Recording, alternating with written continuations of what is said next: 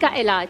और ये जो सर की और ये इतना अच्छा और इतना फुल प्रूफ ट्रीटमेंट है कि 21 डेज तक जब आप ये रेमेडी यूज करेंगे तो आपके जो बालों की खुश्की है, यानी सर के जिल्द के ऊपर जो खुश्की हो जाती है, जो कि फ्लेक्स बनकर अक्सर लोगों को बॉदर करती, स्काल्प हो जाती है, बहुत तंग करती है, वो आपको ठीक हो जाएगी। तो इंग्रेडिएंट मैं बता रही हूँ। इंग्रेडिएंट में है coconut oil 50 ml, eucalyptus oil 50 ml, नीम ऑयल नीम ऑयल 50 ml और ठंडा जी, और इसके साथ साथ रोजमेरी ऑयल ये भी 50 ml ही है, ठीक है। फिटकरी यानी ml है, अभी आपके पास 10 mg आप ले लेंगे, ठीक है ना, यानी आप हाफ टी स्पून इतना।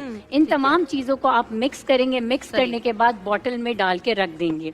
अब आपको ऑल्टरनेट नाइट को आपने इसको सर पे रात को सर की जिल्द पे लगा के सो जाना है, और सुबह आपने किसी भी एंटी फंगल शैम्पू से आपने हेयर को वॉश करना।